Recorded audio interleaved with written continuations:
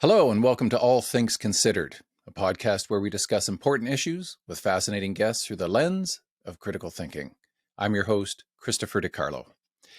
Today's guest is the Reverend Charles McVety. I first met Charles on the John Oakley show on AM 640 in Toronto. It was a show called Culture Wars, and this was back in 2008. And Charles and I would discuss various topics, opposing Christian and secular viewpoints.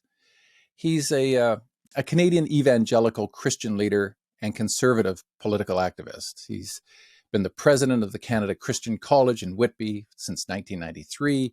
What else is Charles known for? He campaigns to repeal the law legalizing same-sex marriage in Canada. He played a significant role in helping to elect Doug Ford as the leader of the Progressive Conservative Party of Ontario. And according to CBC Radio and television, McVety is one of the most powerful leaders of the Christian right in Canada. Now, many of you will already know, including Charles, that I disagree with most of what Reverend McVety believes. But there are positions on specific topics, things like free speech, aspects of Islam, education, etc. There we come a little bit closer to agreement.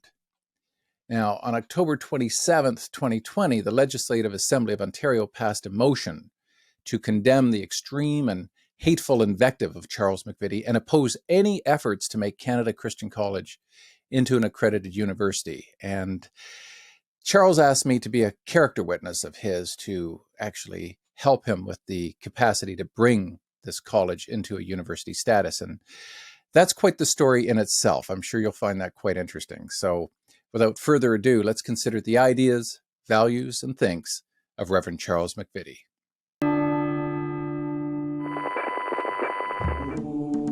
The power of our democracy.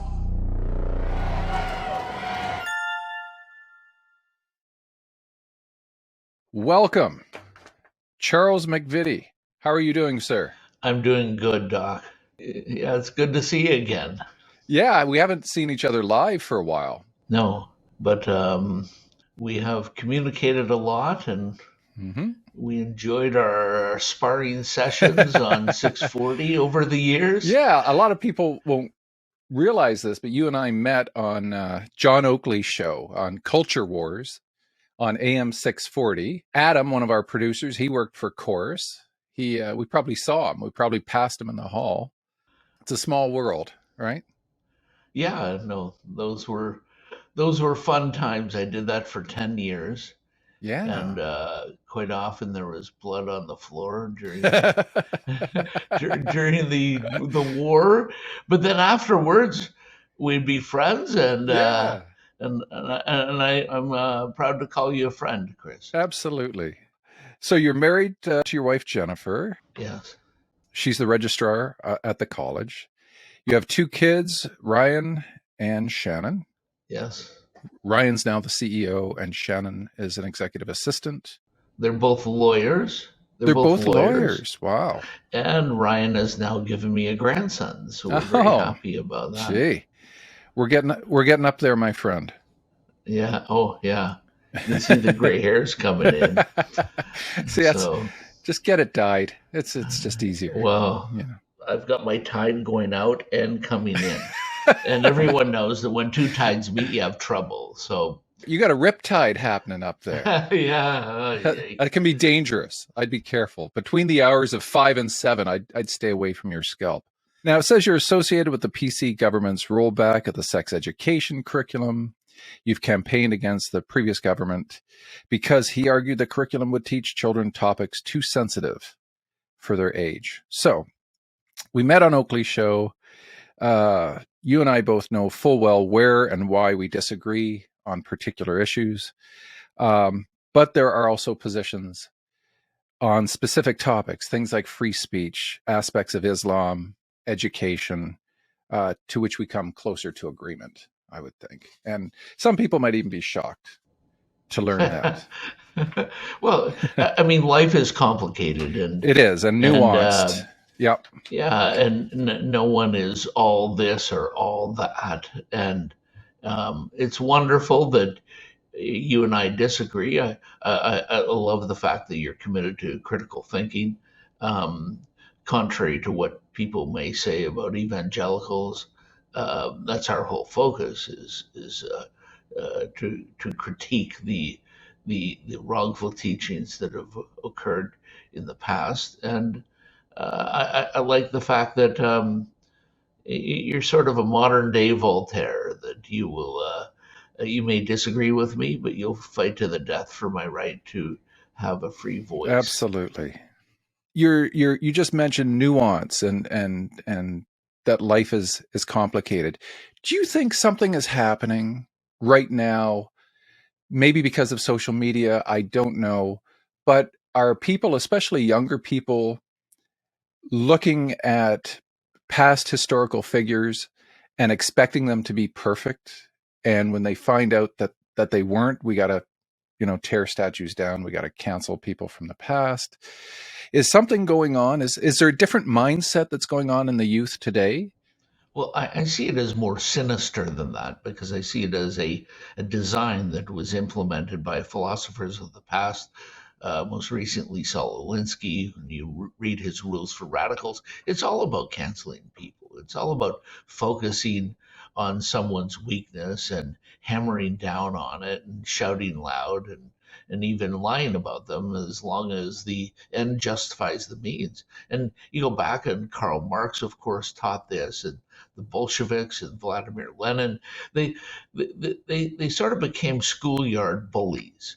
That if you can't win the argument on the merits of your debate, then what do? You shout, you yell, you scream, and you shut them down and try to cancel them.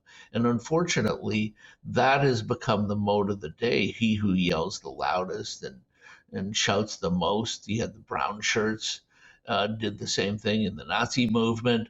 This is not new.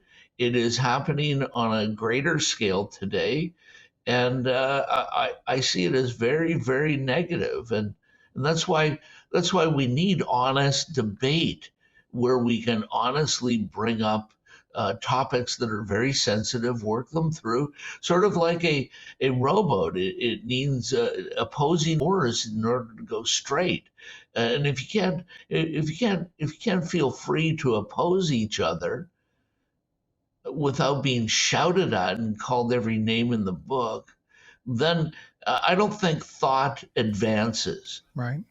And really, that's what we're after: is the advancement of the enlightenment, the advancement of thinking.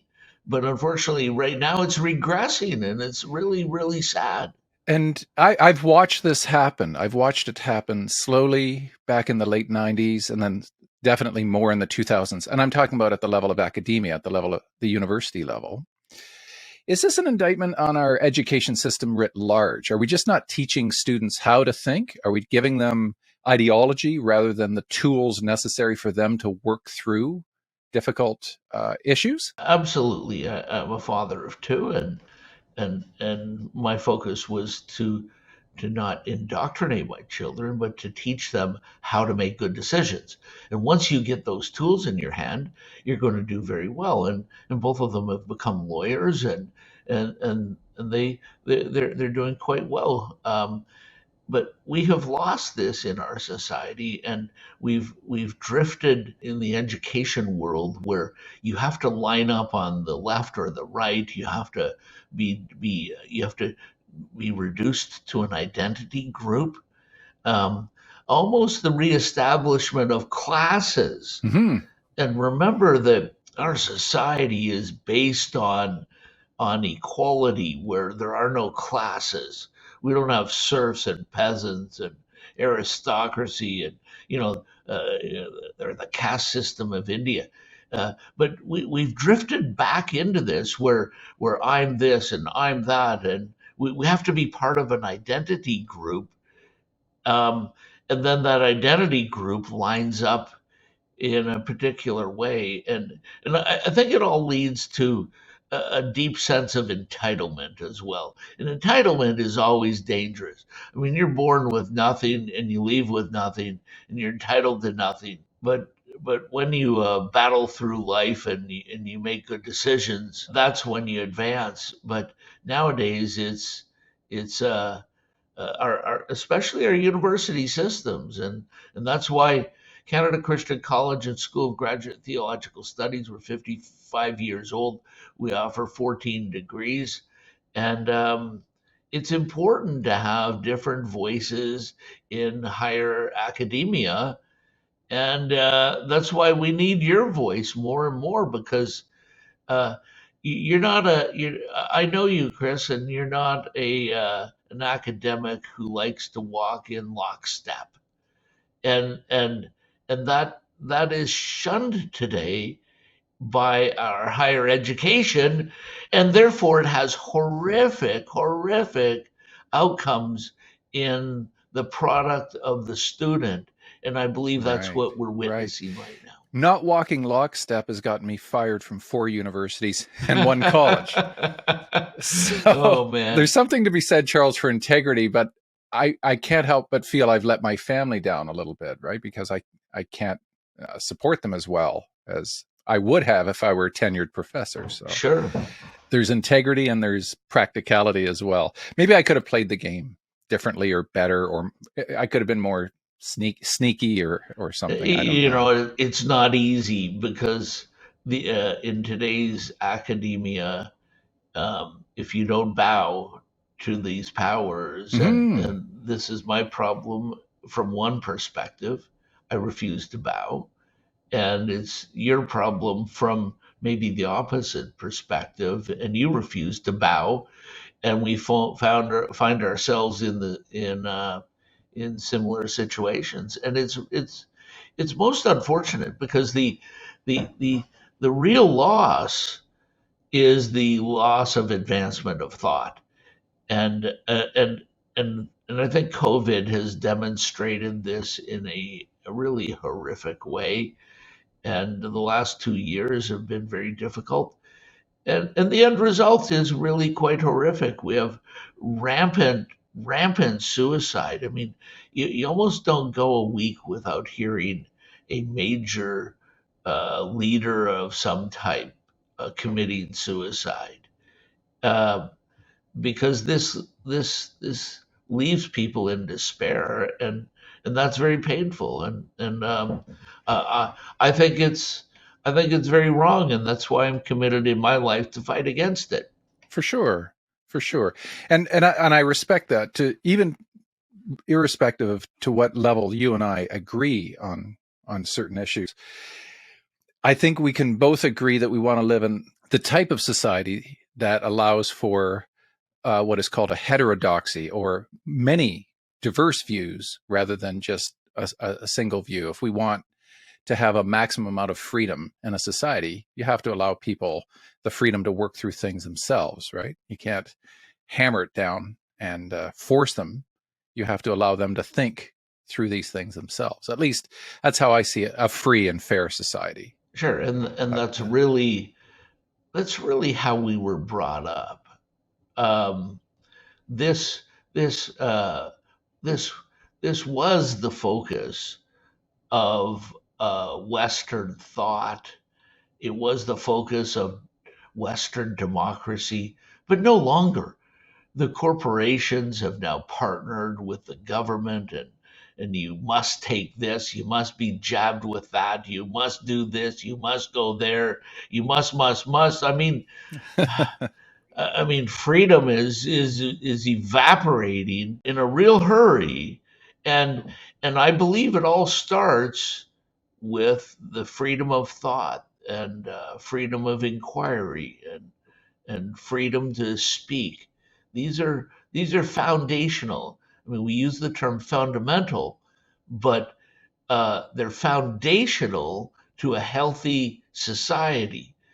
As soon as you lose them, you run into many things that ail our society, stem from the loss of these freedoms. yeah, I agree. So keep fighting, Doc. you, And you, and you as I, well. I love the fact that you're doing this podcast where you're uncensored. I mean, Wow, an uncensored voice in this day and age. hold It's that amazing. hold that thought, Charles, because what we're Sure. about to talk about next is going to get us canceled. So we're going to Oh have my goodness. freedom of thought just so far. Like it might just between the four of us here hanging out in the studio. Um, so let's talk about some hot button issues that you and I tend not to see eye to eye on, but we can demonstrate how we can talk about these things, right? Now with the Wynne government, I knew you were dissatisfied with the sex ed curriculum change. What was there anything good about the sex curriculum, and what was the predominant stuff that was bad? What didn't you like? 95% of it was great. Dealing with uh, the dangers of the internet and sexual images thrust on children at a very young age, even through their cell phones. And there's so much of it that was great, but unfortunately, at its heart, it has this teaching that a child may not be the gender of their anatomy. And this is something that is counter, from my perspective, it's counter to science, it's counter to biology and chemistry, it's counter to history and tradition, and it's counter to social science. And worse than that, I think it's dangerous. I feel very bad for people who do question their gender because Right. 40% of them attempt suicide. And so we don't want all of our children to be questioning their gender. We want to help those people who are questioning their gender, and that's my position. Of course, it gets distorted a lot in the media, the world of sound bites. But I in 2010 I voiced this, and over 1 million people swelled up against the curriculum with Dalton McGuinty as the premier, a liberal premier, and he canceled that what I called radical teaching. That back then it was that there's 6 genders, now there are like 200 genders. How did we get to this point in time where someone like you feels compelled to speak out? When I see something that I think harms the children of my friends, of society, I'm compelled. I'm compelled by the teaching of Jesus Christ. I mean, Jesus.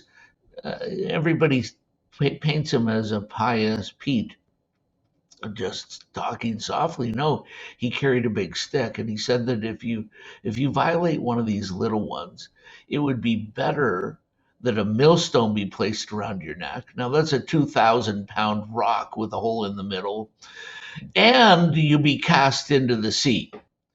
So I didn't know Jesus was Italian. he's a he was a tough guy, and don't mess with the children. And and you look at our statistics today, and I don't know if you believe them, but the government says 1 out of 3 females are sexually molested at some type of time in their life, 1 out of 5 males. And yeah, I say enough is enough. Let's teach them how to tie their shoelaces and arithmetic and reading. Let's not start at kindergarten and teach them something, gender dysphoria, something that belongs in graduate studies. So but unfortunately, I think we have gotten here through graduate study programs that want to implement their trade at the youngest age and re-engineer. Well, I have their textbooks and their curriculum books. They want to re-engineer how society thinks about gender, and they even say it's a daunting task. But if they start at kindergarten, they can change the thinking uh, of class by year, class by class. And I think it's dangerous.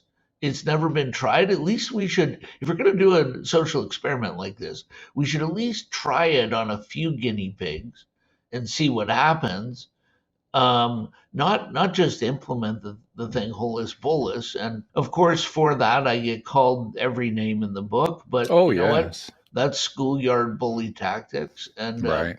that's where we're at today. By the way, Doug Ford re-implemented that curriculum, 99% of it. So I'm back to the drawing board. So Yes. Yeah, interesting. What were your thoughts on that? Was it a teacher in Kitchener or Waterloo? She kind of came out and said, look, there's a few books that teachers are going to read this material to, like grade threes or whatnot. And it was about kind of the physicality of going through gender transitions. And she said, maybe this is aimed too young, for kids too young. And she was called out on kind of like a human rights violation. And now she's suing because she feels as though her voice was not heard. So there are people out there who are looking at materials within the curriculum and saying, should we think about this? Just for saying that, she got into hot water.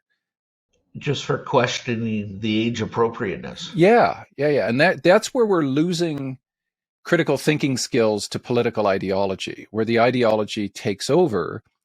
And the problem with that, Charles, you know this probably as well as I do, that when you get an ideology in place, everybody's a little worried about how much to comply with it. And then what happens is people will push a bit, showing how much they support it. And if you don't support it as much as they do, so it keeps pushing people to become more and more supportive of an ideology, to the point where critical thinking really takes a back seat.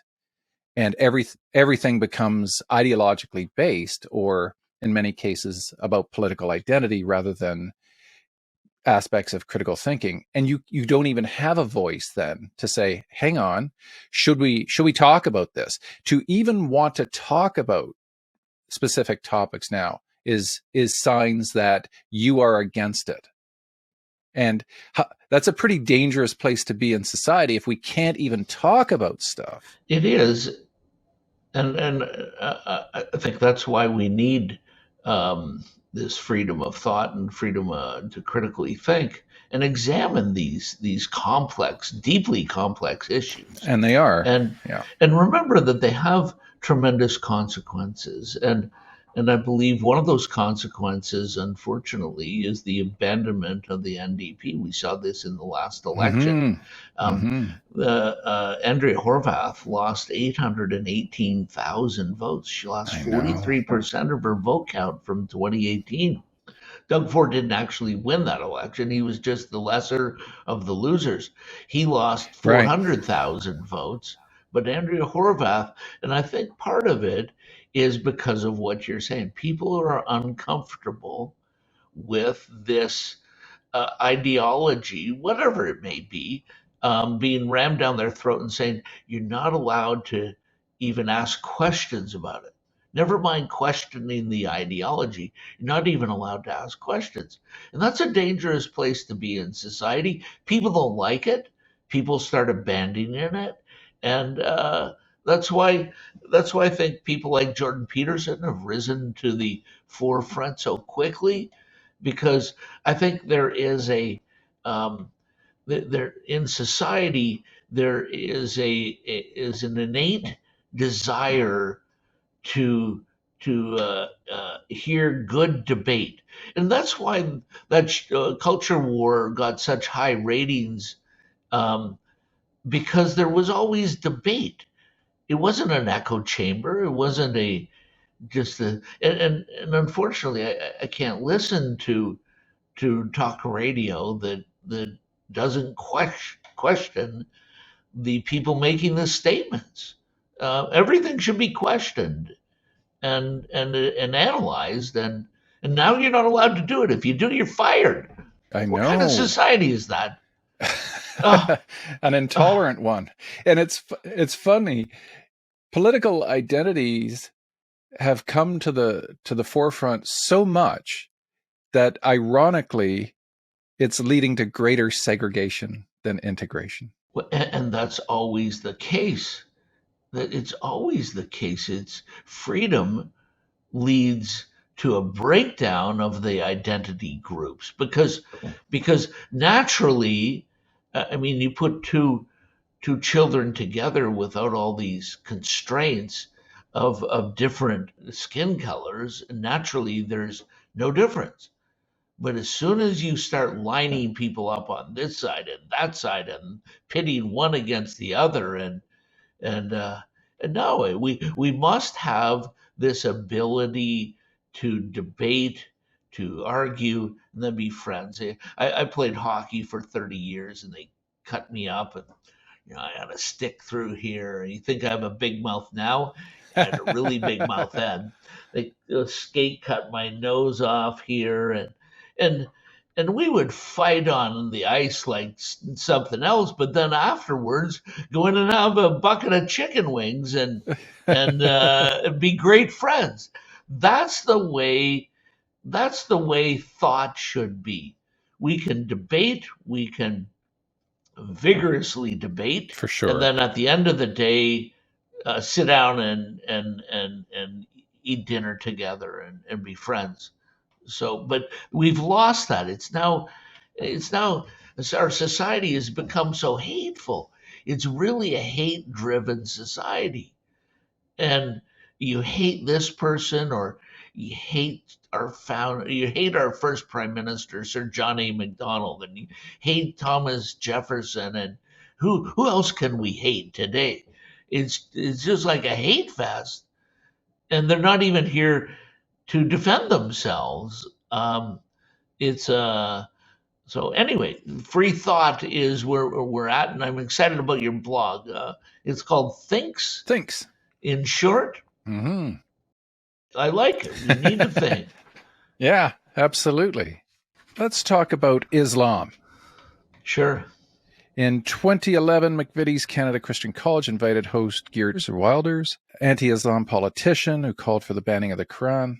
McVety said Islam is not just a religion, it's a political and cultural system, as well as we know that Christians, Jews, and Hindus don't have the same mandate for hostile takeover.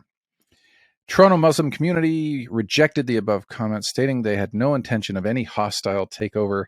The North American Muslim Foundation said that Wilders and his allies will only heighten religious and cultural tensions. Canada Council on American Islamic Relations also expressed concern at the remarks made by McVety and asked politicians to consider Wilders' anti-Muslim views.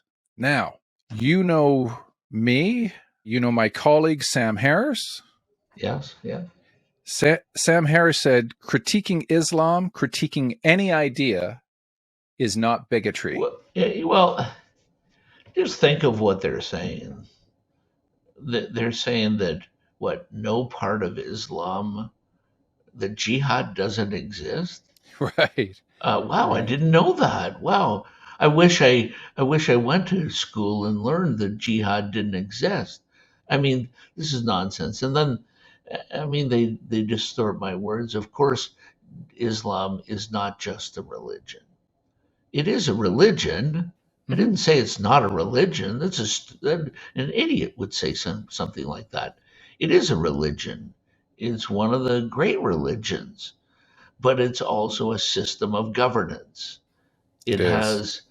has Sharia law. It has a way. It has judges and governors and a whole system to implement. And yes, these same people. And by the way, that group represents just a handful of Muslims. But it's nonsensical to say that Muslims don't want to implement Sharia law, but not every Muslim does. But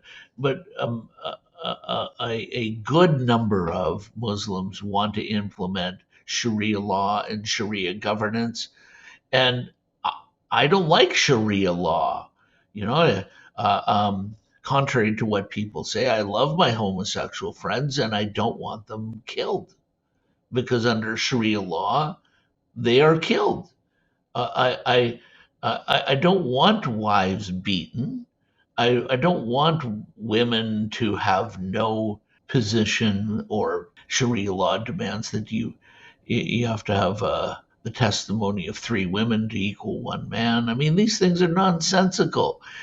I hope I'm free.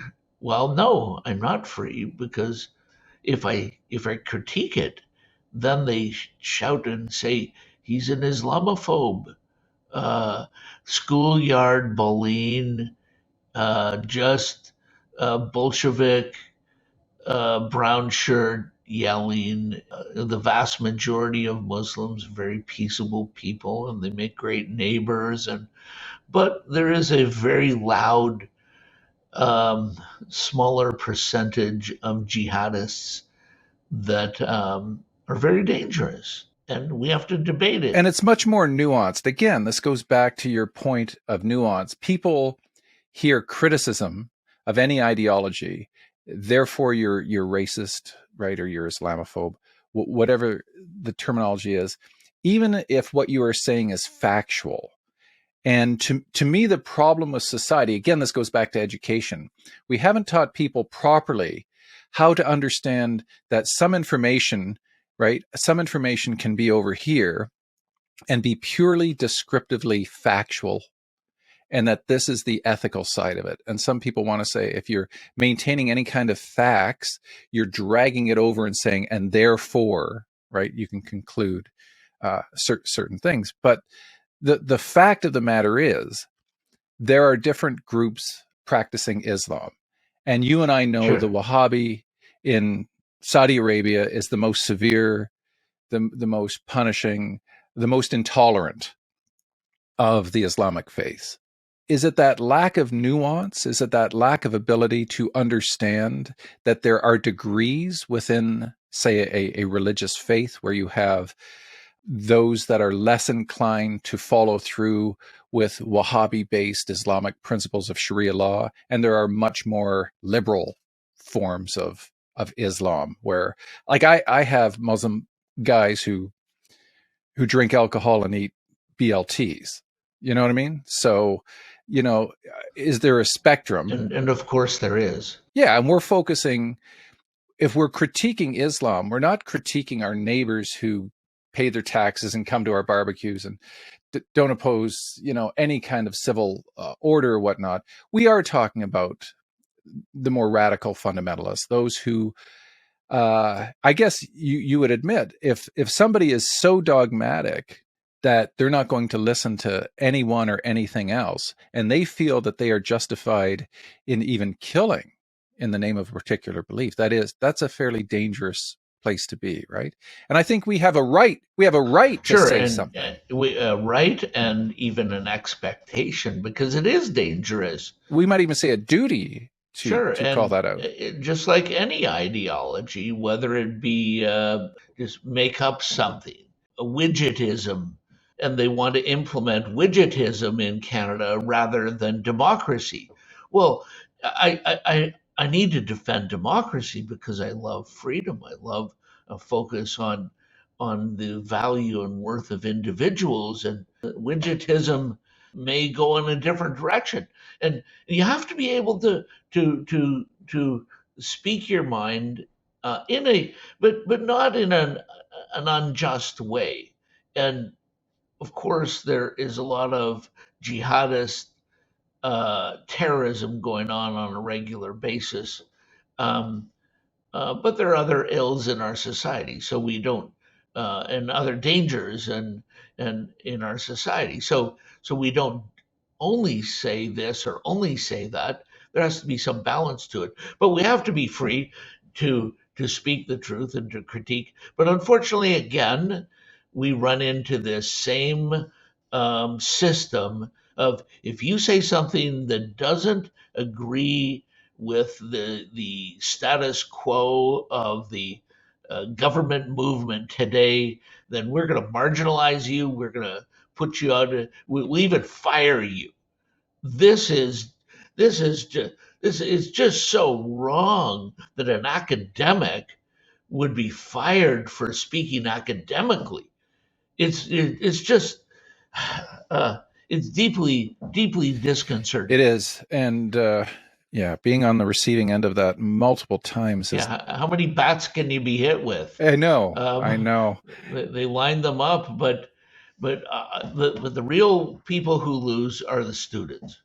Oh, without question. One of the most difficult concepts that I had to grasp with was this idea of a warning that you have to warn your student that what I'm going to say might hurt your feelings. There's some trigger words. Trigger warning. And are you kidding me?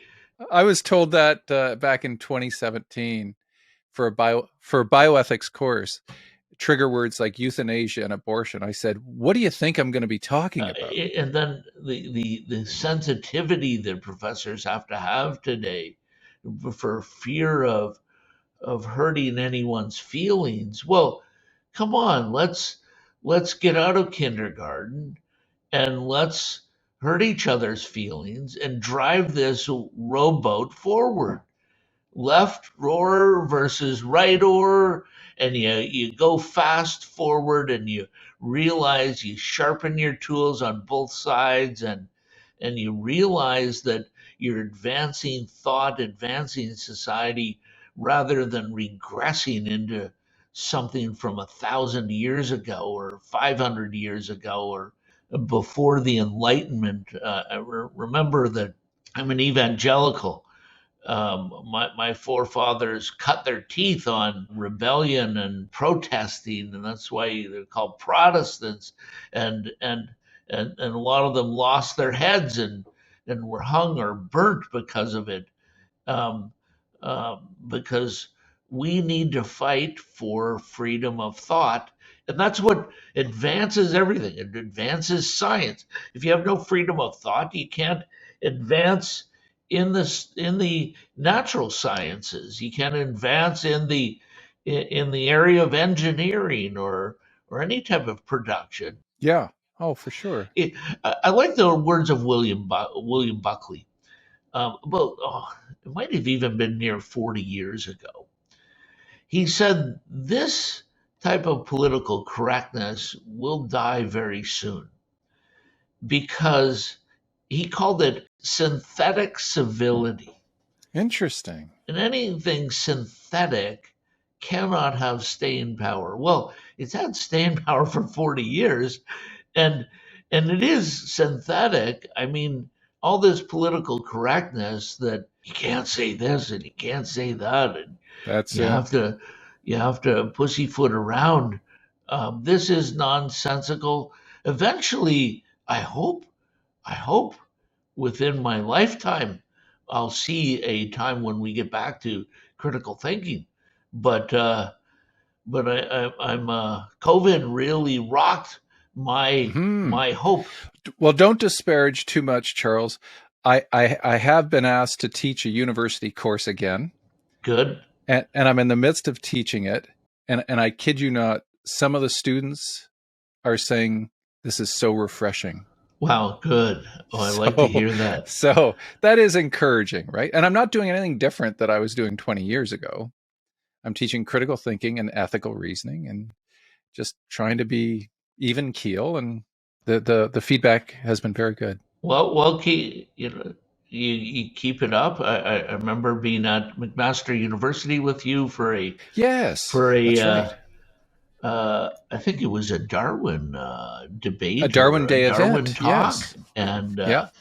And as you and I differ on Darwin, but again, that difference allows people a greater understanding and a greater development of their own thought. I don't think it's a problem with who the students actually are. I think it's how they're led and how they're taught, what our academic system is. And that's why Canada Christian College and School of Graduate Theological Studies has attempted to change our name to university. All of our sister schools have done the same thing and have succeeded.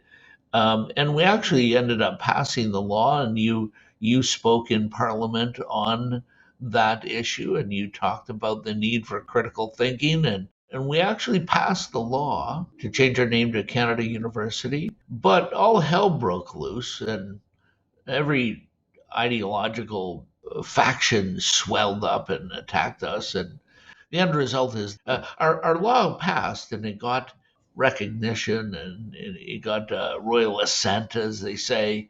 Yes. Oh, But yes. unfortunately, the bureaucrats will not give it a start date. And so we sit in a bit of limbo, and we're working that through the courts right now. And do they have a right to stop the will of Parliament? We don't think they do. Parliament is supreme. At least certainly should be. The bureaucrats should be beholden in a democratic society to Parliament, not the other way around. And so we're going to fight that through. And yes, we hope to have you teaching one day and teaching critical thinking. And we hope Good. to line up, and I give my view and you give your view, and the winner is the person who digests both sides and decides for themselves. For people listening and watching, if you're not exactly clear on what Charles and I are talking about, he wants to turn Canada Christian College to a university, essentially offering degrees. Correct? Yeah, we already offer 14 degrees, including 4 Right. doctorates. Right. But you want to offer a Bachelor of Arts in Yeah, science? Is Bachelor that of Arts. We want to expand to Bachelor of Arts, Bachelor of Science. right? And when you put this proposal through, it was met with considerable backlash. Yes, And it was. so you brought people in to basically support the idea, to say that you're you're you're not going to coerce the minds of the world Sure. by becoming a university, and that you were legit. And so you brought someone like me in as I guess a bit of a character witness, because one of my Yeah, points sure. was, if this guy hasn't done anything illegal, why am I here? Just to vouch for the guy? Okay. So I said, I've looked at his curriculum.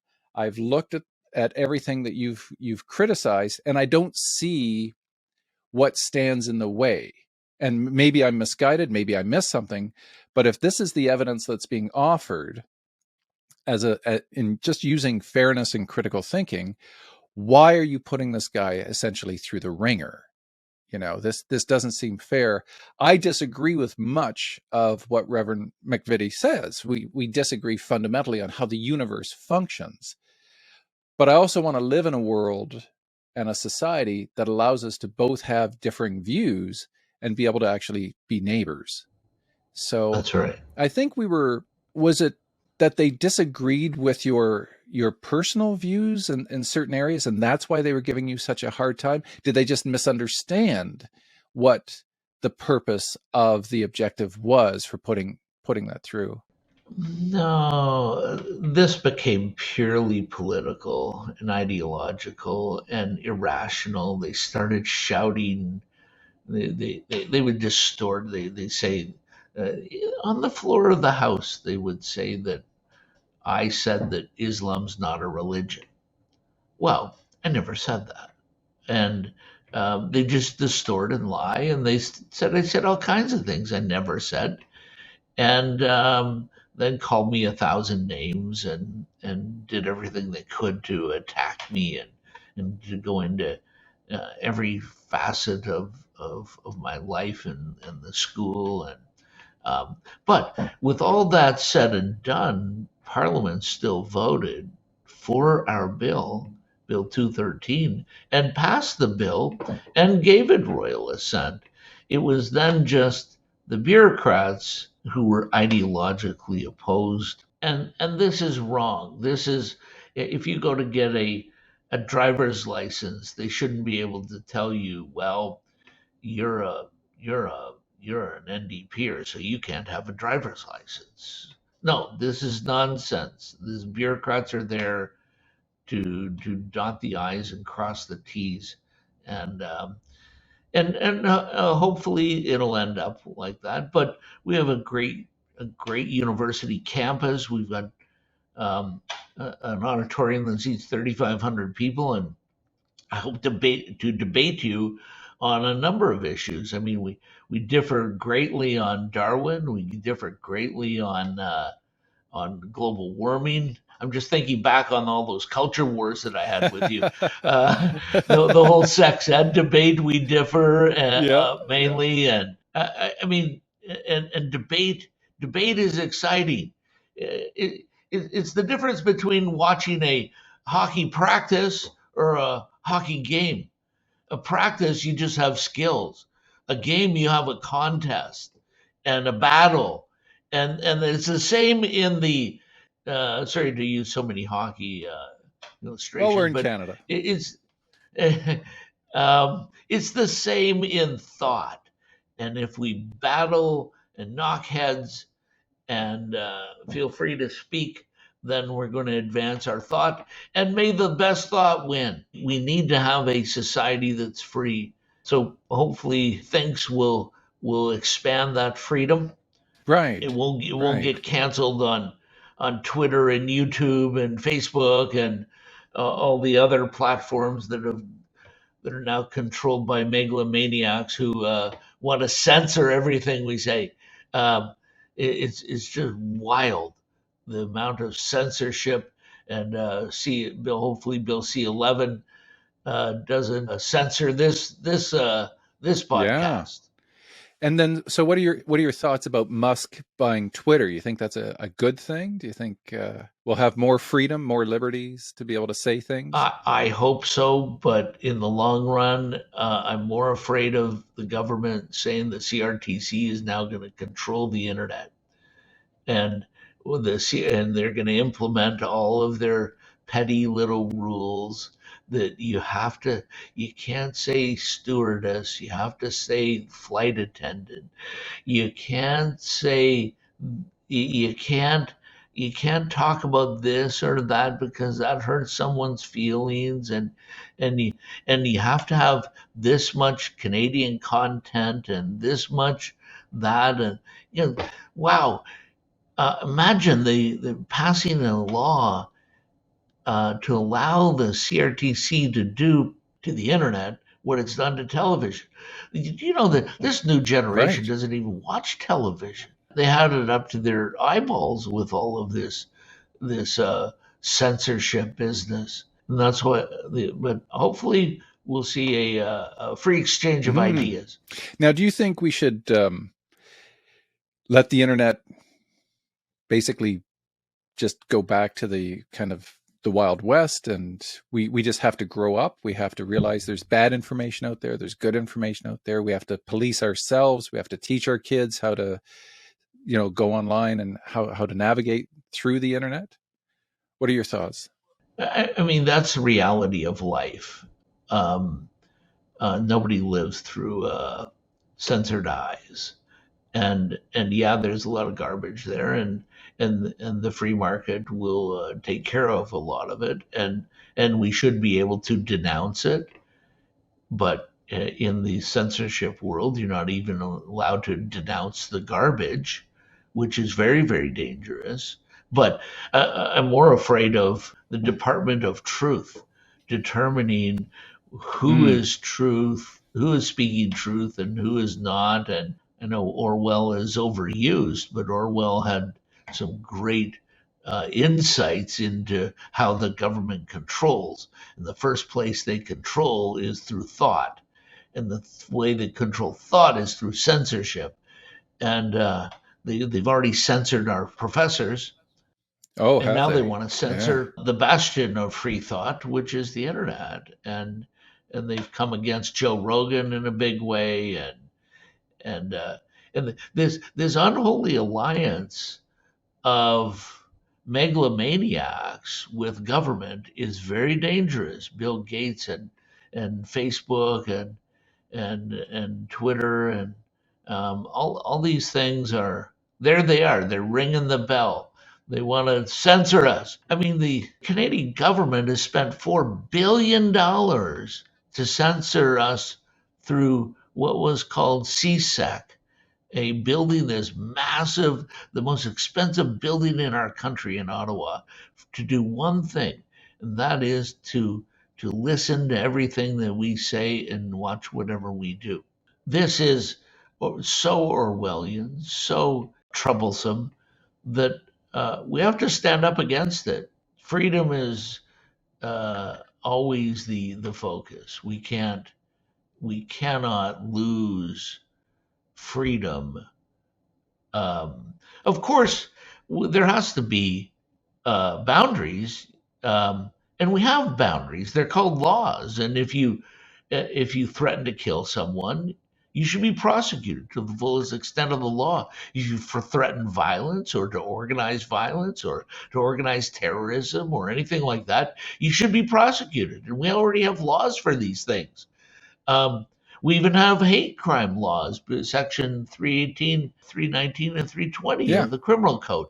So, for sure. so we don't need to be censored. We need to be watched over from a legal perspective and make sure that does not um, become the norm of the day, to censor everyone and have Big Brother tell us what we can or cannot say.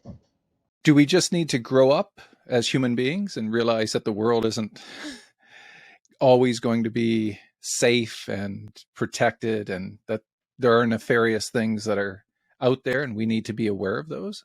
Sure, let me rephrase it a bit. The world is never safe, and we're never protected, and we need to teach people how to make good decisions and how to protect themselves, and how to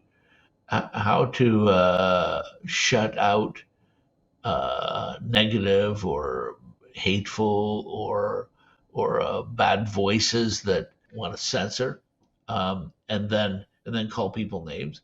And we need to teach these things and then implement them, and not allow our society to degrade into totalitarianism. Right. Make no mistake, this partnership between our governments and big tech is the greatest threat to the world of thought that we have ever had. And I don't know where it's going to end, but I do believe in the power of people. I mean, they want to give it names like populism. I don't even know what populism means. And they try to make it sound like something that's bad. To be popular is bad.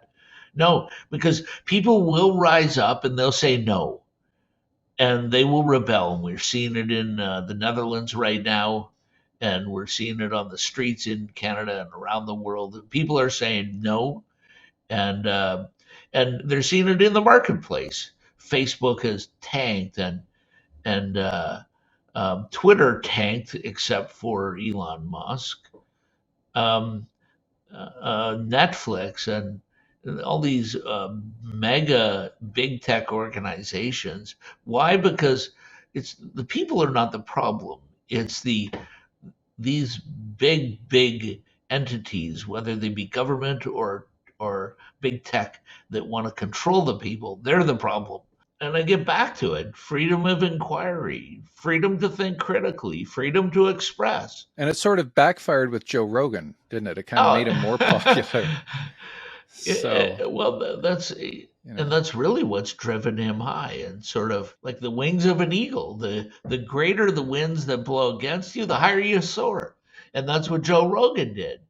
And that's what Jordan Peterson. I mean, that's exactly yeah. what I was going to say. Guys like Rogan and Peterson, if you keep telling society what it can't do and what it can't do and what it can't do and what it can't do, and you repress the capacity for freedom of thought, it is going to pop up. Absolutely. Isn't it? We are seeing the people it. are not It the is people are going to not the problem. It's these right. It's these Right. authoritarian entities that are the problem. And really, it doesn't start in the government. It starts in academia. And Yes. the academic world. I mean, in the theology world, we know that if you want to change a denomination, you change it in the theological schools first, and then eventually Right. it shows up in the churches.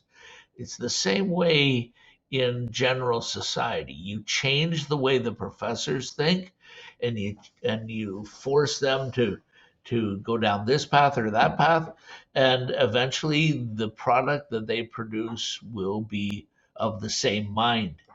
But not everyone goes through these systems. Not everyone in the systems. I mean, you studied at Harvard, and you still have critical thinking, and many who have do not.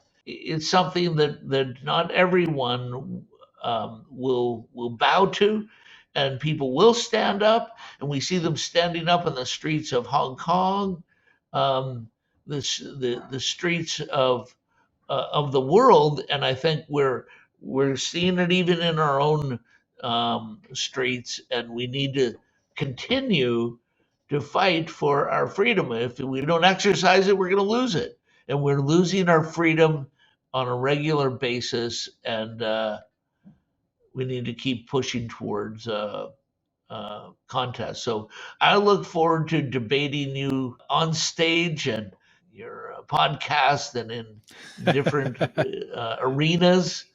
Arena might be a good word Yeah. for it. And I think the listener is going to be the beneficiary of good, solid debate. Right. Now, on that note, we've had some recent legislative activities happening to the south of us. So I just want to see what your thoughts are. I think I can hazard a guess, but what are your thoughts of the U.S. Supreme Court overturning something like Roe v. Wade? I know you're not shocked to this, but I think it's very healthy. Remember that our focus, my focus, is on children and babies, and I don't think it's ever a good thing to see a baby's life taken. And I don't believe the argument that says that a baby has no person status in the womb. I mean, place when does inside or outside something determine whether you have any status in society? And unfortunately, Canada is a strange country where we're the only country in the Western world that has no law pertaining to abortion. And so babies have no person status whatsoever. I'm very much against the thought of the day that drove Roe v. Wade, and that was the recapitulation theory that somehow the baby reenacts evolution in the through gestation, and therefore it's not really a human. It's really an amoeba or a tadpole or a fish or a reptile or a bird or a mammal. And then remember the racial implications of this teaching that I reject a lot. That it develops up through the races of being a negroid and then a mongoloid and then a caucasoid. And this is where we get the term mongoloid for Down syndrome children, because of ignorance that said that the children, babies, didn't develop all the way in the womb. And now remember, in the 70s, you had recapitulation was considered to be fact. Now, of course, the scientific world has turned its back on this theory, and you had thinking that was wrong that led to Roe v. Wade. And if you've read the 250-page decision, and I've studied it quite intently, the original decision, it was very much based on this whole idea. And they took the church teaching of quickening, the age of quickening, when a baby first kicks, and they took that as part of the debate of when a child, when it becomes an actual person or a child that needs some protections. And then it did something that is very strange, in that it said that it was somehow a constitutional right. Well, this is not a right in the U.S. Constitution, and that's what they decided now to correct that. It is actually the responsibility of the states, because the U.S. is basically 50 different countries, and you have these. So now they have to pass their own laws, state by state by state, on when a baby is a baby, and it's a debate that we should have. Is it at 14 weeks? And I believe it's at conception. Yeah. You may not believe the same thing. Mm-hmm. someone had a debate in the Globe and Mail, and the writer shocked me, and she said that she believed it was when you could measure brain activity. But at least if we can have a debate and then say, hey, let's protect babies when we can all have a consensus. So I've fought and I actually got consensus with Henry Morgentaler of all people that you should not kill a baby after the age of viability. If the baby can live outside the womb, why kill it? So that in those days it was 24, 25 weeks. That's crawled back to 21, 22 weeks. At least take the baby out and give it a fighting chance. But we're not allowed to have that debate. So what I teach students in my bioethics courses is that there's generally three stances people have about the ontological status of the fetus.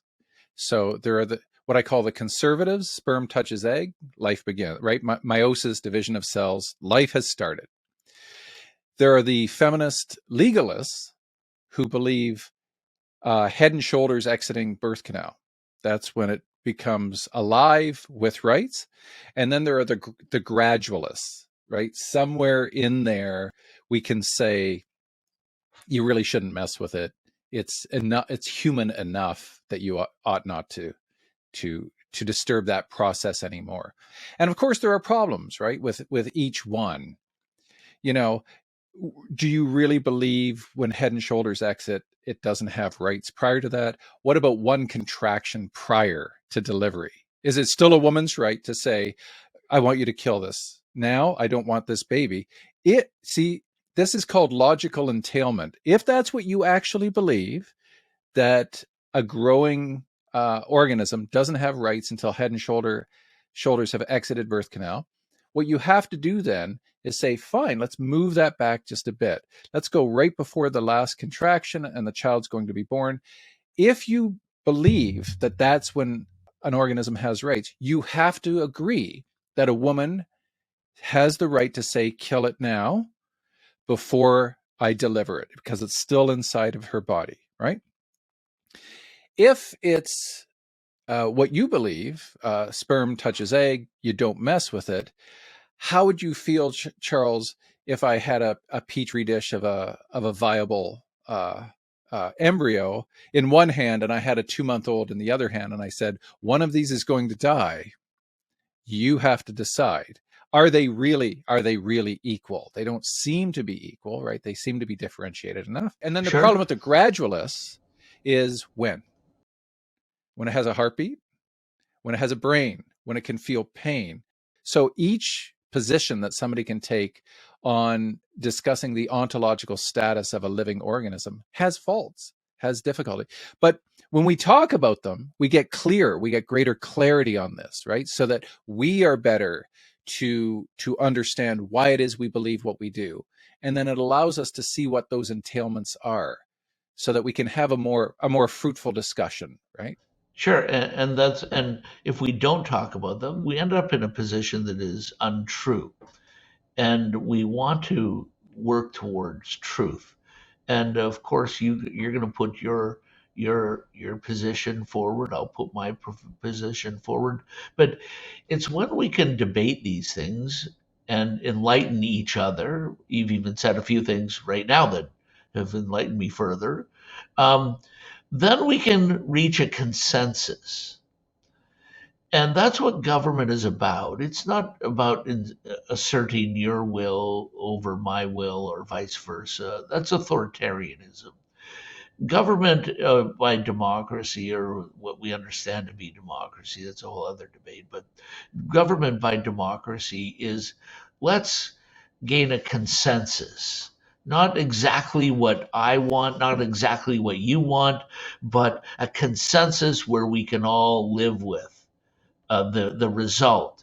And that's what good debate and good thought results with is consensus government. And this is a debate. I've been working closely with Leslyn Lewis. I think she'll make a great prime minister one day. The first woman voted as prime minister. Kim Campbell was there for a pregnant period of time, but she was not voted in. She backed into it. I think she'll make a great black prime minister. Mm-hmm. I think she'll make a great first new Canadian as a prime minister. That's right. But one of the positions that she advocates for, and something that I have talked greatly about with her, is that we should not be killing babies based on their gender. Gender selective abortion is quite abhorrent in approximately 90% of Canadians' minds. But it's becoming more and more common because it's quite common in Indian circles. It's quite common in Chinese circles because they're used to wanting a male child. So as soon as they find out it's a female, out the door it goes. And I'm sure you and I could find consensus on that. Mm-hmm. And then at least we could have what I would refer to as a civilized, and that's really what consensus is. It's civil behavior between individuals.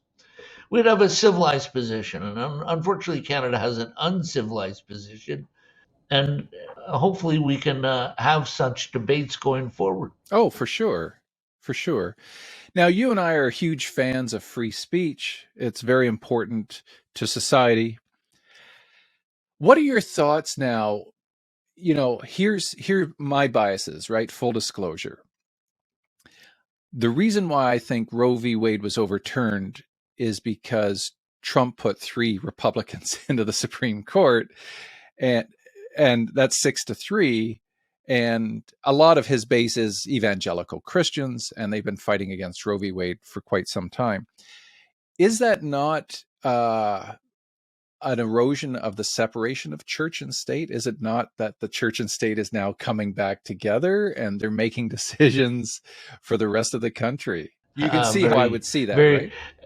No, of course, but I would contend with your thought of separation of church and state, because what that is not is saying that church people cannot participate in democracy. I'm a clergyman, and I have a right, like you do, to participate in democracy, and every church person does. What separation of church and state really is, if you look at the evolution of it, it's really the state staying out of the church business. On the flip side, the church not decreeing to the state. But when it comes to voting, everybody has a right to participate in voting. Mm-hmm. Mm-hmm. And yes, 82% of evangelicals voted for Donald Trump. And democracy is democracy, and that's the way it goes, and everybody knows it. And I would never say an atheist cannot advance his position because he's an atheist. But many Americans would. Well, right. Shame on them, because right. An atheist is as free as a Christian, is as free as anybody else, and everybody is welcome in the town square to debate. We really run into trouble when we get into trying to exclude people. Yes, like I can see where you would have an issue with the politicizing of the Supreme Court selections, and I think that's what you're really getting at. Yeah, should they be religious or political at all, those 9 people? Shouldn't they be like better angels of our nature? Shouldn't they be kind of neutral? They should be, but I call that liberalism, which is actually wishful thinking. I see liberalism, not the liberal capital L, not John Stuart Mill liberalism, but capital L, Liberal Party, Democrat Party. I would love to see Supreme Court justices that are completely neutral, Right. but that doesn't exist. It's a fallacy. There's no person that is neutral. You have your bias. I have my bias. Through a contest of democracy, a contest of ideas, a contest of even rising up through the ranks of the judiciary. Because I argue on the other side, we worked hard to help Stephen Harper become prime minister in '06, and he appointed 6 of our 9 justices, and they're all against our positions. And they passed, they voted on subjects like euthanasia unanimously. There wasn't even a single person that shared our Right. position. Medical And assistance in dying. yeah, it's death by lethal injection is not my favorite thing. So it's Right. it's very, very dangerous to politicize it too much. And I criticize FDR back in the 30s through Justice Hugo Black, and he really he appointed 8 out of the 9 justices, and he brought forward what we now know as judicial activism, and this judicial activism has been very, very destructive to a lot of my positions, a lot of my people, because and even to this day, we are in Canada, as churchgoers and church and clergy, we are very restricted when it comes to democracy. I am not allowed in my capacity to be partisan. I can recuse myself of my capacity and then go through some machinations to then speak my own opinion, and then say that I am of this opinion or that opinion, and I do it. I'm not afraid to do it. But this idea that somehow we have first class citizens and then restricted citizens is not something that is beneficial in our society. And we can talk about the merits of these types of what I would call political judicial appointments, because it's been going on for almost 100 years at least, and we can have good debate on that. But it is the will of the people, so to speak. The people spoke, then their representative Trump appointed these types of judges, and we have Right. the end result. Because I think Roe v. Wade was political in its first incarnation, and then the striking down of it is of political nature now. So It is. I was friends with Henry Morgenthaler. I gave the eulogy at his funeral. My mother was a Roman Catholic and protested out in front of his Harvard Street clinic. Oh yes. The first line of my eulogy was, if you listen very closely, you can hear her spinning in her grave. Oh no, I didn't know that of you. Yeah. Because my friend, he owned the other half of that duplex. Oh, really? Yeah, and he called it the Way In. And Right. we can, and here we are with opposed ideology when it comes to abortion, but we can talk about it as citizens, and you and I can disagree, and you have a right to be wrong. And I have a right. Now, on that note, I know you can't speak for your brothers and sisters in the US.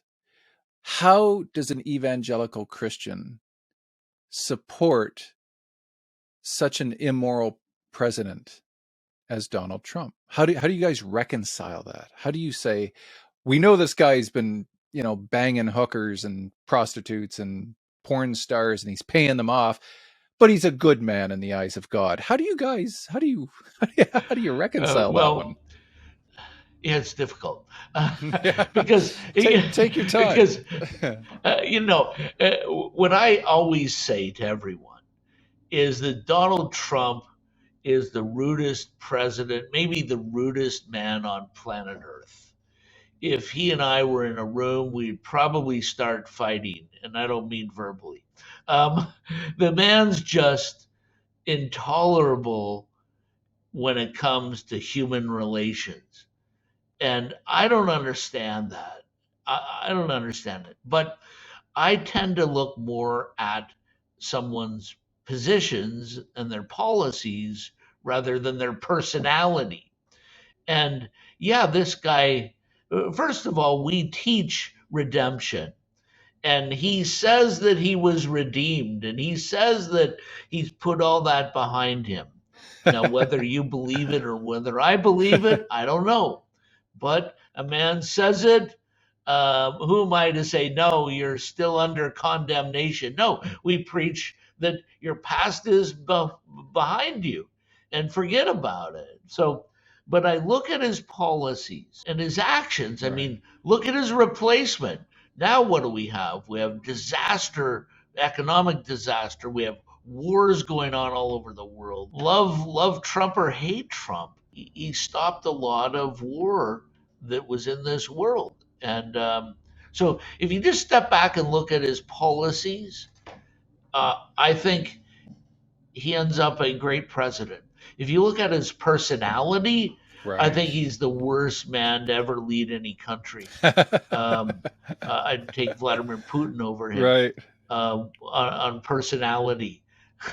But so that's how you have to justify it. I mean, I'll use Franklin Graham's words. When you're looking for a brain surgeon, you're not looking for the most moral, Christian, wonderful man of God to do brain surgery. No, you're looking for the best man to do brain merit. surgery. Are you talking about merit? Not political identity. Meritocracy. Oh dear. That's so refreshing. That's so refreshing. You look at Trump for the merit of what he has done, and I think he'll become the president again as long as they get rid of those Canadian voting machines. Oh man. It's wild when you put your. They brought it into the Ontario election. I don't know if you noticed, but you filled out your ballot and you stuck it in a machine, and you have no idea what that machine does with your vote. Now, hang on, you're not suggesting that there was election fraud that Trump didn't? No, okay, good. Not at all. I am a critical thinker. Okay, good. You've taught me. Good stuff. And I look at it and I put my vote in there and I say, okay, where's the evidence that I voted for that actual person? And I get there's a wee window on it where they could put your vote was registered for this person. But no, they don't even give you that. It's just I like the old method. Just count the dumb vote. Yeah, right. So there's a ledger kind of thing. Voting is a critical part of our society and of democracy, and it's the whole meaning of democracy is something that is even up for debate. But to quote Reagan, it's a terrible form of government, but it's the best one we have. It is. It is. What do you think is going to happen in the US? We're seeing a division between the right and the left. We're seeing the fringes get all the attention in the media. We know the majority are in the middle, but are the fringes going to Are we going to see another civil war in the States? Are we going to continue to see that divide between the far left and the far right? What are your thoughts on that? I believe in the power of people. Mm-hmm. And I believe that people are rising up and saying enough is enough. We just want to live. We don't want all this left right political gobbledygook. We just want we want to we don't want to pay $5 a gallon for gas. We want a job and a paycheck, and we want to take care of our families, and I believe that's where it's going to drift toward. And in November, you're going to see landslide victory for the Republicans because I don't know, the Democrats chose a man who is beyond his time with Sleepy Joe. I feel bad for this guy. He's up there. He has no idea what he's doing. And consider that he is leading, and I think the Americans are turning their backs on him. And we'll see that in the midterms. And you're going to see Trump rise again. He's already in full campaign mode. And I'll give you a scary one. I think he's going to bring Sarah Palin as his vice president nominee. Yeah. Won't that be a show? That's a show you'll even pay to watch. You betcha. Palin and Trump. Oh my goodness, I'll line up for that show. Oh my goodness. And who will oppose? Will Mike Pence run? Will DeSantis run? Yeah, but I don't think any of them have the power. The question is who's rising on the Democrat side, because you've got the Hillary is gone, and the two of them, and I don't see really any rising star like Barack Obama was. We saw him on the horizon for a little while, and then up he came. But the Democrats will put forward some strong people. There's no way Sleepy Joe's going to run again. But then what? Kamala? Like we can't. What has she done in terms of lead? Like I don't see a leader. I don't see a leader in really a lot of people in politics in general. I see a lot of people worried about their jobs. I don't see people like Bernie Sanders, I think, is a leader because he really doesn't give a damn. And whether you agree with him or disagree, and he says what he thinks. Sure. Right? You could say Trump is a leader, but he's not a political leader, right? He doesn't have the savvy. He doesn't know how to play the game as well as others do. Who are the leaders that the Democrats have? I don't know, and that's a little scary. And like I said earlier, you need the left and the right to be strong. And Ontario's in trouble right now because there's no opposition. And not that I support the NDP or the Liberals, but there has to be somebody. I know. You can't just have, and the Democrats are in that same position. But don't worry, the Democrats have a lot of strong people. I would like to see an old centrist Democrat rise up. Absolutely. Or I'm not a huge fan of party politics. A rise of the independents? Will we see that? Yeah, the U.S. is. The U.S. No, but I'm talking about Canada. Well, today we saw, and I don't want to date this, but we're seeing a lot of changes in the Canadian political scene. So Maxime Bernier has tried to rise up as an independent. That's true. It's been very, very difficult for him. It's not an easy thing to do, especially on the right. It's a little easier with the Greens, and they rose up, but it took the Green Party a long time to gain any real traction. So, but I do think that the people will rise up, and the people will say enough is enough. We want you to get off our back. We just want to live. We don't want to be ordered around. And unfortunately, I think that the government's going to lock us down again at Christmas. Oh, maybe sooner. Maybe sooner. We're seeing rises in cases now that because there's no testing, they're just looking at wastewater, and they're on the ascension because of BA4 and BA5 and how contagious it is. So Well, I can show you the flu charts every year going back 10 years, and they're all within a margin of error, the same. And the flu, including COVID, um, it rises up in mid-December. It peaks at New Year's, and it goes through the winter to March, and then dissipates. right. And it's going to happen again this year. Why do I know that? Because it happened last year, the year before, the year before that, the year before that. I'm sure if you went back 50 or 100 years, it would happen the same every Oh, year. for sure. It's going to happen again this year. Yeah. And But isn't this a deadlier? Isn't this deadlier though? Isn't this virus? I don't think so at all. I mean, the flu on average kills 640 million people per year around the world.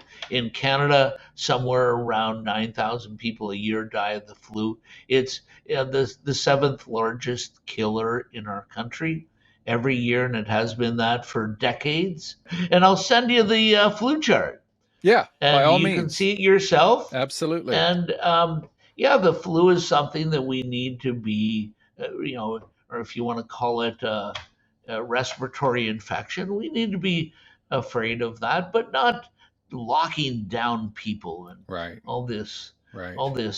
idea of authoritarian control. That's Right. where I. But that's this, where I you got to see that. admit, this was something new. Our generation hadn't lived through Oh. this, right? So this was, and ignorance and fear tends to drive the ship, right? When This is a long-term philosophical discussion that fear trumps all logic, reason, rationale. It overwhelms people, but and people are still dreadfully fearful of COVID. and is that self-preservation? Is that self-preservation? Yeah, I think so. Yeah, and it's quite A natural. little Darwinian action in there. I like that, Charles. Good. Well, I believe in microevolution. I just don't believe in Yeah, macro. and I wouldn't expect anything else. No, Yeah. no, and this whole idea that we're going to live without fear. Remember, I sat with a German survivor of a concentration camp about a year ago, and he said to me that the Nazis controlled us through fear. And once they elevated fear to a high level, they had total control of us. And and yeah, this idea of fear rising in our society leads to total control. And remember, here, I'll give you something. Do you remember something called hallway healthcare? Something Doug Ford ran on in 2018? Yeah. Why? Because hospitals typically would run at 105 or 110% capacity. So they'd have people in hallways. That was the norm.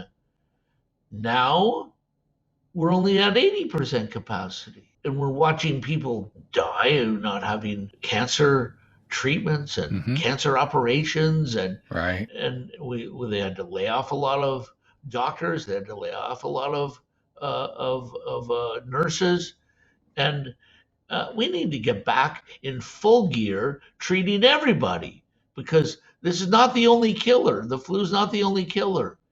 And COVID or coronavirus is its real name. It's not the only killer, and there are a lot of other Right. perils out there. But people are controlled by fear, and they're also controlled by hate. The cancel culture feeds them hate. It's sort of like that 2 minutes of hate in Orwell's 1984, where you put the picture of the person you want to hate and just go at it. That's what cancel culture is. Put McVety's face up there and just go at it. Get your 2 minutes of hate out there. Put whoever's picture up there. Put Sir John A. Macdonald's up there. Now we hate him. I don't even know why we hate Sir John A. Macdonald. We tore his statues down, but I don't even know what the man did Right. for us to hate him so much. But we love fear. We're driven by fear, and we're driven by hate. And these are two things we have to fight against because they're Right. both destructive. I agree. I'm going to leave you with one last thing, Charles, before we sign off. You're an evangelical Christian. You believe if you do God's bidding, if you do the work of God as you interpret that, you'll be rewarded. You will be resurrected at a point after death. As a person who's an atheist to all world religions, but an agnostic when it comes to the concept of God, what do you think is going to happen to me when I die? Well, first of all, I don't believe that Mother Teresa and Adolf Hitler received the same thing, annihilation. Right. That's really what we're talking about. And when I look at Dr. Christopher DiCarlo, I see your flesh and bones, but I really see your spirit, your and I see that as who you are. Your thinking, your thought, your character, your attitude. Those are all the things that I see that mark who you are. And I believe that when our bodies die, our spirits continue. And I don't believe in my works giving eternal life. I believe in believing in the blood of Jesus Christ, that he died as a sacrifice for us, washes away all the bad that I've done and will do. And therefore, I will live in a continued state with God and in a good state. What we teach in Scripture, what we teach in the church, is that if you do not go down that path, you don't get annihilation, but you continue in life in your spirit. So we don't. Jesus said he came to bring life and life eternal, and he came not to judge the world or condemn the world. He came, and really, I'm loosely using the word judgment, but he said in John 3, chapter 3, that he did not come to condemn the world. So I don't speak condemnation over anyone. So I don't, and anybody asks me, in fact, very early in my career as a clergyman, a woman asked me about her husband who died. And I gave the wrong answer, and I regretted that, and I promised to never give that answer. I cannot condemn. Only God judges, and only God condemns. I do not condemn anyone, and I cannot condemn. I'm condemned myself, and I'm a bad boy myself, except for I believe in faith in Jesus Christ, who was a sacrifice to lead me to life with God eternally. But I don't believe in nihilism. I believe that spirit is very real. We're not making this up. I had the privilege to debate Dr. Dawkins on CBC, Mm-hmm. and he's a nihilist, and Friedrich Nietzsche was a nihilist, Mm-hmm. but I believe that we are mainly our spirit. Okay. And spirit continues. Okay. And will you and I be hanging out after we die? Am I gonna suffer damnation and hellfire because I didn't take Jesus into my heart, or will the God of the universe say, this guy was half decent. He cared about other people. He was relatively fair. I'm going to cut him a little slack here. Well, if I answered that, then I'd be condemning. Oh, okay. No, so I cannot. But Right. truthfully, I don't know. All I know is, Scripture tells us that we see through a glass darkly. Correct. We prophesy in part, we know in part. We have these little glimpses. So it's sort of like somebody asks me, how do I get to the CN Tower? I don't tell them how not to get to it. Right. I tell them how to get there. Yeah. And so I know how to get there, and I don't talk about how not to get there. All right. Well, that's fair. Well, fairness, I mean, that's a wonderful Canadian virtue. Something that's not as treasured in the U.S. and in other countries. And I appreciate that about your podcast and about you, because albeit we differ on this and that, fairness is paramount. Yes. And it's Canadian, it's civil, and we need to be fair with each other. And unfortunately, this is really becoming an unfair society. And I see people hurting and losing their jobs and getting shamed to the point where they can't. Like my friend Stockwell Day, what did he do? He did nothing, and he lost 3 jobs. His statement was that he didn't believe Canada was systemically racist. He's learned about the systems of racism that are in Canada now, and it sure is a teachable moment. But to be hated and shamed and driven out of your job and your livelihood because of it, it's not right. It's not fair. Let's get back to fairness. Fairness it's the single greatest virtue I've studied and tried to apply throughout my academic career. And I would say it is largely responsible for getting fired, because the fairer you try to be, that's true, the more you anger both sides, and they don't know you're not with us, you're not loyal to us, you must be loyal to them. And a lot of listeners or viewers who are not in academia, they may question that, and they may, that's not true, that couldn't be, that's ridiculous. But it is absolutely the truth. If you do not line up ideologically and you try to be fair to people, you could be expunged from the academic world. You know what, Chris? That loses in the end. Back to William F. Buckley. It's synthetic civility, and it will meet its death at one point because it's wrong. And what will stand is true, honest debate, whether you like it or not. Chris, you hurt my feelings a lot on culture war, and I cry easily. I'm sorry about that. But it's wonderful. I mean, that's learning always begins with pain. It does. And I'm sure I hurt your feelings too. Sure. Yeah.